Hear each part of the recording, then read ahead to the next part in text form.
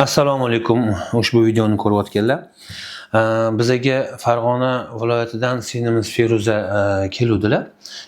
Telefonda gaplashganimizda bularni xo'jayinlari bilan ayolim uch shoxli nerv nevralgiyasi bilan og'riyapti, bir davo topolmayapmiz degdilar. Shunaqa qilib kelishdi, keldilar, muolajani boshladik.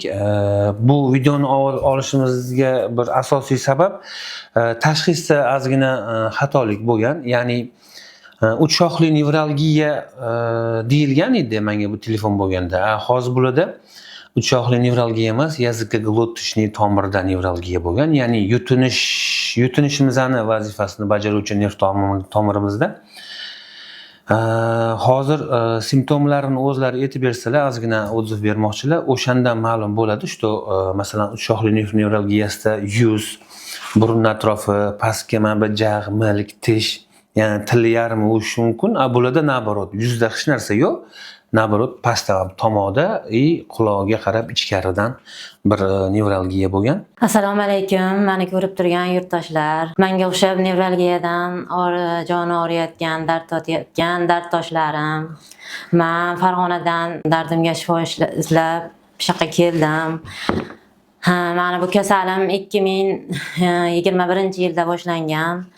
Asha yutinganimda sanchiq, kuchli sanchiq bilan boshlangan. Oldiniga lurlarga bordik.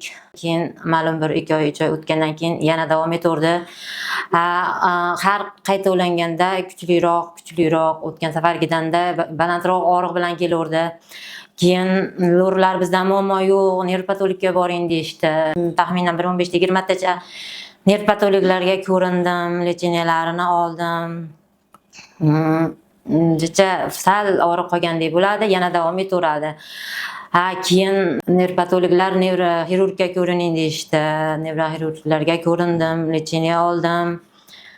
Hattoki bitta nerv patolog menga aytdiki, endi yosh ekansiz-ku, lekin shu og'riq bilan yashashga iloji yo'q, majbursiz. Bu og'riq endi shunaqa doimiy dori ko'llarda turasiz dedi. Deganim endi bunaqa og'riq bilan yashashga majbur bas ekanmiz. Xudoyim har bandaga dard bersa, shifosini ham qayerdadir berar ekan. Xo'jayinim meni bu kishi ham deyishcha nima? Bu akami nima deydi menga? Odam qiyofasidagi farishtadek ko'rindi meni. Jonimga shunchalik oro kirdiki, bu akami ko'rib YouTube'da iloji bo'lmay qolganda, oxiri shu 4 kun, 5 kun, hattoki bir 15 kun, 20 kun nonni chaynab yeyolmadim. Suv icha 4 kun, 5 kun dog' suv ham ichib bo'lmadi. Og'zimni bir tomondan jicha shpritsda ozgina dog' suvni icha og'zimni namlash uchun uni ham jicha tomizib turishdi. Keyin oxiri iloji bo'lmadi. Keyin ashnaqa doktor bor ekan, gaplashdim deb xo'jayinim shu Farg'onadan bakka olib kelishdi ham yo'llarda yonimizda doktor bilan keldik. 2 olima qilib og'riq qoldiradigan tabletka icha olmadim. Umuman dori ichishga iloji bo'lmay qoldi. Og'riq qoldiradigan 2 ol bilan glyukoza quyib, quvvat endi zo'rg'a yetib keldik. Endi kelganimda holim juda ham yomon edi. Gap 3 kun, 4 kun, to'liq 4 kuncha hech kimga gapirmadim, og'zimni ochmadim. Gapirmasa, odam yemasa, tili ham oqarib ishib ketar ekan. Tillarim ishib, og'zimga sig'magidek bo'lib ketdi. Mana Xudoga shukr, 4 ta qizim bor. Haligi qizim kichkinasi 2 yoshdan o'tgan. Endi jonim shunchalik og'rigandan hali qizim ham umuman ko'rgim kelmay qolgan meni. Oldimga olib kelsa bor. Chiqib ket deb imlayman. Shunchalik o'sha bolalarim ham ko'rgidek darajada, gapirgidek bolalarimni qo'limga olgidek darajada bo'lmay qoldim. Keyin bakka kelganimdan keyin zo'rg'a yetkazib olib kelishdi. Farg'onadan Shukka Jizzaxga yetib kelguncha dog' suv, bir qoshiq dog' suv ichamay yetib keldim. Allohga shukr, yetib keldik. Kelganimizcha o'sha kuniyoq lecheniya boshlashdi. Endi orqadan o'sha bo'yindan belgacha 2 ol qilishar ekan, rans usuli orqali davolashni boshlashdi. Endi u koli og'rir ekan, og'riqsiz deb bo'lmaydi, lekin og'rir ekan, lekin bu meni og'rig'im oldida u hech narsa bas dedim. Mayli, men chidayman. Uni oldida hech narsa bas dedim. Men nima deydi, Allohning bergan rizqini chaynab yutib olish ham bir ne'mat ekan bu dunyoda asli. chaynab yutish shu darajada men uchun ishki o'tmadi. Endi birinchi lecheniya ukollarni oldim. Ertasiga o'sha kelgan kunim jicha sho'rvani suvini ichdim, dog' suv ichdim, yotdim.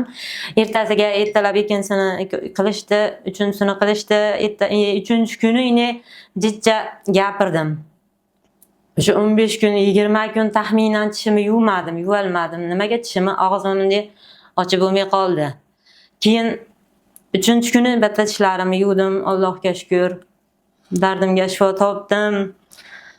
Menga o'xshagan og'rib, qiynalib yurgan dard totayotgan dardoshlarimga men aytaman, kelinglar, Allohim bergan dardini shifosini ham qayerdadir berar ekan.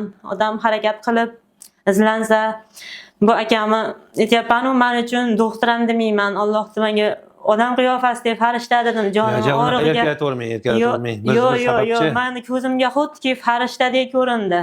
Meni jonimga shunchalik oro kirib, avvalo Allohim shifosini berdi, Allohga shukr. Sababchisi bu akam bo'ldilar. Men Xudoga shukr yaxshiman. Yedim, ichdim. 3-kuni nonni chaynab o'zim yutdim. O'tyapti, Xudoga shukr tomog'imdan. Endi og'riqlarim qolganda 3-kuni ine bolalarimni, qizlarimni sog'inib, keyin hayolimga bolalarim keldi. Allohning rahmi keldi. Mana Xudoga shukr hayotga qaytdim.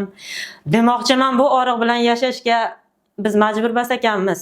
Bu og'riq qolar ekan, to'xtar ekan.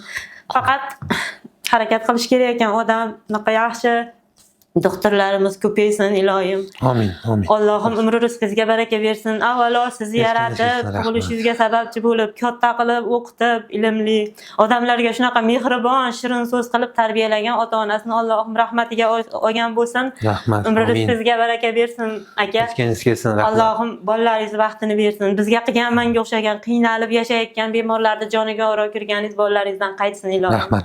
Rahmat, rozi bo'ling. Siz ham kasal bo'lmang, Feruza. Juda unaqa tushkunlikka tushmang. Alloh har bir kasallikni shifosi bilan yaratgan. Qayerdadir turibdi. Biz unaqa juda bular aytganchalik juda katta ish qilmadik. Qilgan ishimiz bir rans usuli bo'ldi. Alhamdulillah juda ko'p nevralgiya, juda ko'p bir surunkali kasalliklarni shu usul bilan davolashga erishib kelyapmiz. Masalan, traynishniga ham, yazgi glotnichniga ham, межреберная nevralgiyaga ham, hamma nevralgiyaga bu usul bir juda yaxshi og'riqlarni qoldirib, ya'ni kasallikning sababini to'xtatadi-da bu usul. Boyagi kasallik, ya'ni поражение bo'layotgan joy bartaraf bo'ladi. Feruza, salomat bo'ling, kasal bo'lmang. Bularni baxtiga, bularni bir jiyanlari будущий vrach ekan, bir kurs qolibdi endi, 3-kursda ekanlar. O'rgandilar, bizlar bilan prozuraga qatnashdilar. Xudo xolisa keyingi kurslaringiz yengil bo'ladi. Salomat bo'linglar. Rozi bo'linglar. Alloh shifo bersin. Kasal bo'lmang. Yaxshi kunda ko'rishaylik. Shatli doktorlarga, Marva Nur xususiy klinikasini xodimlariga, bu kishini hamshiralariga, hammasiga kattakon rahmat. Juda ham yaxshi qarashdi. Shirin ovqatlar vaqti-vaqtida. Biz uzoqdan kelganimiz uchun juda ham yaxshi. Endi hammaga shunaqadir-u, biz ko'zimizga shunaqa ko'rindi, juda ham yaxshi muomala qilishdi. Shirin ovqatlar qilib bergan oshpazlariga ham, hammasiga kattakon rahmat. Sog' bo'lsin iloyim. Bizga qilgan yaxshiliklarni Allohdan qaytsin. Hammalaringga rahmat. Kelinglar, davolaninglar, dardlaringga shifo topinglar. Hayot sog'liq bilan atrofingizda yaxshi bir yaqinlaringiz bilan, bola chaqangiz bilan sog' bo'lsangiz, bir joyingiz og'rimasa, keyin hayot shirin ekan. Go'zal hayotga, shirin hayotga qaytargan Allohimga shukr. Hammamizga Alloh o'zi shifo bersin. Amin. Rahmat, sog' bo'linglar. Salomat bo'ling. Yaxshi yetib olinglar, oq yo'l. Sog' bo'linglar. Rozi bo'linglar. Rahmat. Bo'pti, rahmat. Salomat bo'ling.